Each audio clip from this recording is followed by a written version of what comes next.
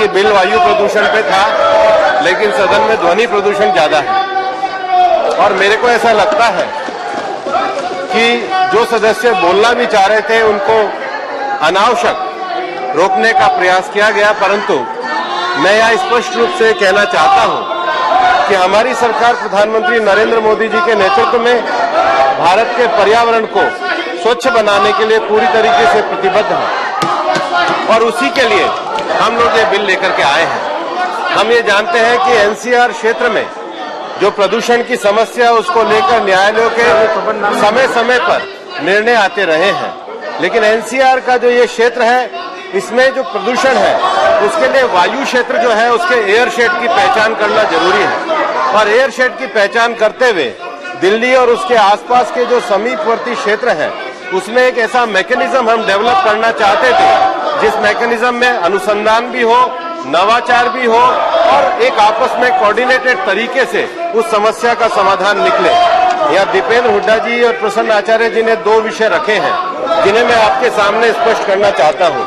वो बार बार इस बिल के सेक्शन 15 का उल्लेख करते हैं जिसमें किसानों का विषय का वो लेकर आए हैं, लेकिन मैं उनको कहना चाहता हूं कि सेक्शन 15 से पहले अगर वो सेक्शन 14 देखेंगे तो मेन जो क्रिमिनल इसको ऑफेंस बनाने का प्रयास है सेक्शन 14 है,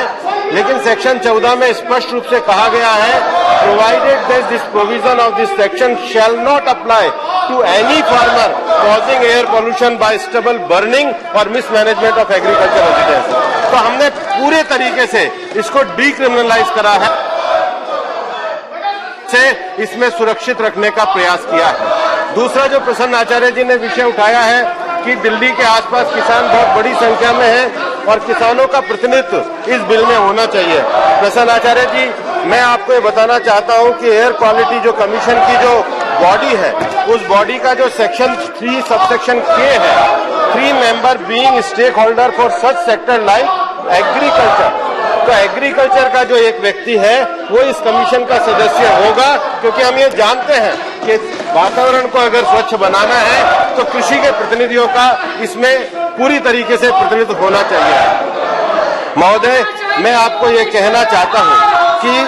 ये जो हम एक मैकेनिज्म लेकर के आए हैं, ये मैकेनिज्म एनसीआर के वायु प्रदूषण को समाप्त करने के लिए एक स्थायी मैकेनिज्म होगा, समर्पित मैकेनिज्म होगा और उसके साथ ही साथ सहभागी भी होगा। सहभागी इस मायने में होगा कि एक तरफ इसमें एक्सपर्ट होंगे, किसान, ट्रांसपोर्ट उद्योगों के प्रतिनिधि होंगे और उसके साथ ही साथ जो दिल्ली और एनसीआर की जो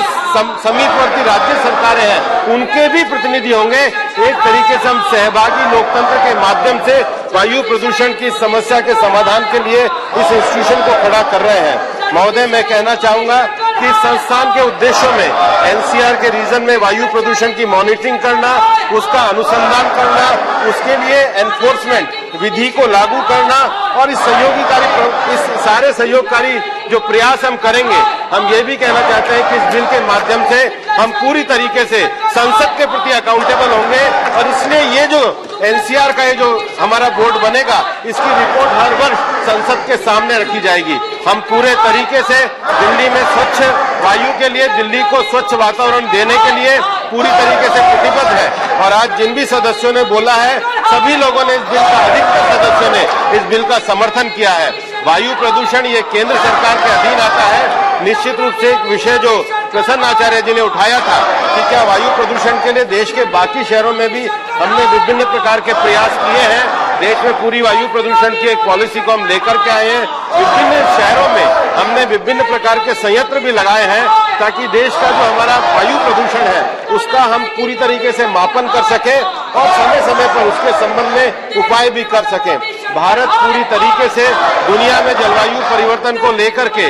जो भी विषय हो रहे हैं उसमें हम पूरी तरीके से प्रतिबद्ध हैं। हमारे माननीय प्रधानमंत्री जी के नेतृत्व में भारत में जो वैकल्पिक ऊर्जा है, वैकल्पिक ऊर्जा में हमने अपने टारगेट को पूरी तरीके से प्राप्त किया है। जो एनडीसी के लक्ष्य हमने तय किया है, पर्यावरण के क्षेत्र में हमने उसके मानक बनाए हैं और हम ये कहना चाहते हैं कि एनसीआर का रीजन एक विशेष परिस्थिति में हम इस तंत्र को लेकर के आए हैं, लेकिन इसके साथ हम इस सदन में कहना चाहते हैं कि हमारी सरकार सभी शहरों का वायु प्रदूषण, ध्वनि प्रदूषण सभी को करके देश के पर्यावरण को सुरक्षित करना चाहते हैं। इसलिए मैं सब सदस्यों से आह्वान करूंगा कि ये जो एक प्रगतिशील बिल आया है दिल्ली के वायु प्रदूषण के लिए। सब सदस्य मिलकर इसको सहयोग प्रदान करें। धन्यवाद।